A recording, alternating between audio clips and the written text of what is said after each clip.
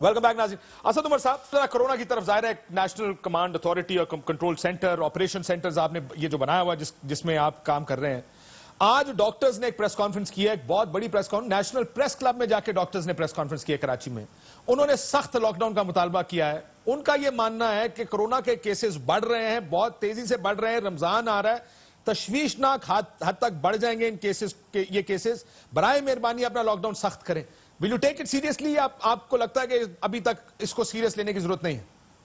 Sir, ये आपके ख्याल में हम अभी इतने दिन से कर क्या रहे हैं? काशिफ, अगर आपको ये सीरियस नहीं नजर आ रहा है, हमने मुल्क के बड़े बड़े हिस्से बंद कर दिए।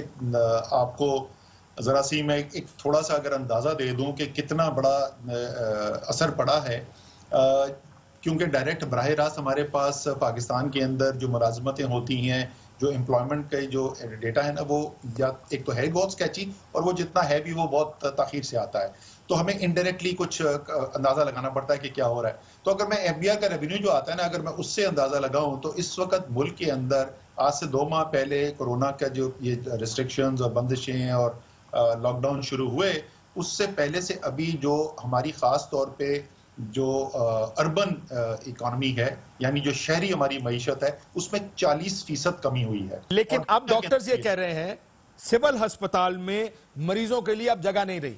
वो ये कह रहे हैं कि जो लॉकडाउन को नरम किया गया है, इसको नरम ना किया जाए, मजीद सख्त किया जाए, वरना हमारा हेल्थ केयर सिस्टम इस काबिल नहीं रहेगा कि हम इन मरीजों को देख सकें।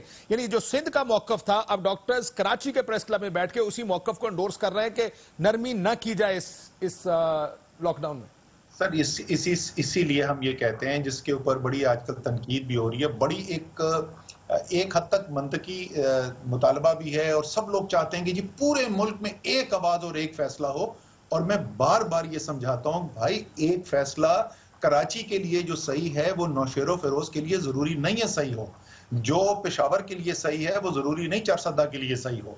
तो इसलिए हम कहते हैं कि एक ओवरऑल पॉलिसी, एक मजमूई तौर पे एक जो डायरेक्शन है, वो तो कौमी एक होनी चाहिए, लेकिन अपने अपने हालात देखकर फैसले करने चाहिए। और जो पूरी स्मार्ट लॉकडाउन की जो हमने उस दिन भी मैंने ब्रीफिंग की थी, जो टेस्टिंग, ट्रैकिंग, क्वारंटीन का जो पूरा निज़ाम जो तमाम सूबों की मुशावरत से बनाया जा रहा है, वो भी इसी बुनियाद पे बनाया जा रहा है। मेरे पास इंफॉर्मेशन नहीं है कराची की सिविल हॉस्पिटल के ऊपर एग्जैक्टली क्या हो रहा है, लेकिन अगर वहां पर हॉटस्पॉट्स इमर्ज कर रहे हैं, बिल्कुल वहां ज्यादा सख्ती करनी चाहिए। सर, लेकिन अब एक तरफ वैसे as a federal minister, as a federal government, now as corona team lead जो आप इस वक्त लीड कर रहे हैं, एक तरफ ताजिर आपने देखे आज उन्होंने जबरदस्ती दुकानें खोलने की कोशिश की, जेल भरो तहरीक की धमकी दे दी।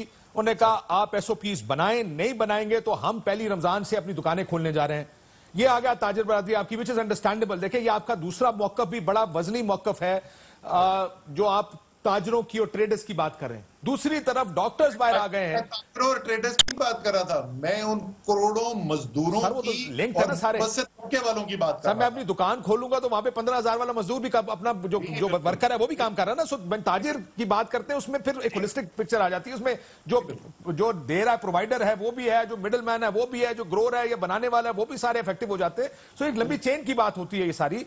एक तरफ ये डायलेमा है स्टेट के लिए इस वक्त कि एक तरफ लोग कह रहे हैं कि आप नहीं खोलेंगे, जेल में डाल दें, हम दुकानें खोल देंगे। दूसरी तरफ डॉक्टर्स आज बाहर आ गए, उन्होंने कहा खुदा का वास्ता है हम नहीं बर्दाश्त कर पाएंगे, ना करें नरम लॉकडाउन। ताजरों से अपील की है उन्होंने, कहते पूरे हम परेशान हैं कि 2 दिन बाद क्या होगा।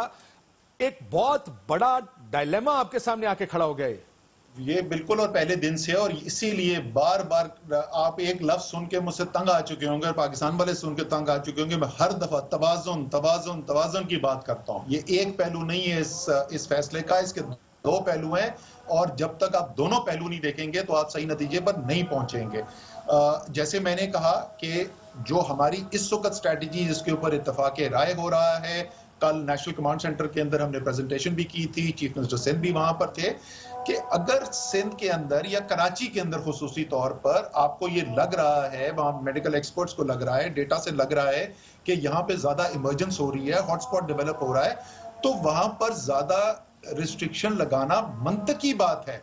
लेकिन अगर कराची में हो रहा है और मसलन में अगर कहूं लाड़काना में नहीं हो रहा, तो लाड़काना को बंद करना मंतकी बात नहीं है। اب ہمیں فیصلے بڑے سوچ سمجھ کے علاقے کو دیکھ کر کرنے پڑیں گے. آسان فیصلے کہ سب بند کر دو یہ سب کھول دو صحیح فیصلہ نہیں ہوگا. لیکن اسد صاحب آج میں ظفر مرزا صاحب کو سن رہا تھا جب انہوں نے پریس کانفرنس کی, انہوں نے کہا کہ آج 17 لوگ کل جاں بحق ہوئے کورونا سے, وچ از دا ہائیسٹ نمبر, یہ سب سے بڑا نمبر ہے اب تک جب تک کورونا پاکستان کو ہٹ کیا ہے. اور انہوں نے لفظ تشویشناک استعمال کیا کہ مئی میں حالات انتہائی تشویشناک ہو سکتے ہیں. ڈاکٹرز بھی یہی کہہ رہے ہیں. I understand what you are saying, but آپ لوگوں کی پروجیکشنز کیا, کتنا خطرہ نظر آ رہا ہے آپ کو مئی میں یا اپریل اینڈ میں؟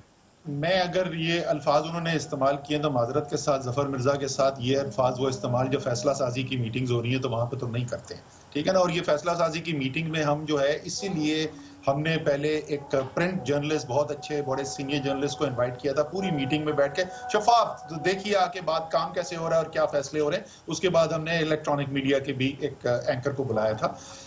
وہ فیصلہ سازی جو ہوتی ہے, میں پھر وہی کہہ رہا ہوں, تشویشناک کورونا کی بات ہو رہی ہے, ہم 21 کروڑ لوگوں کے ملک کی بات کر رہے ہیں.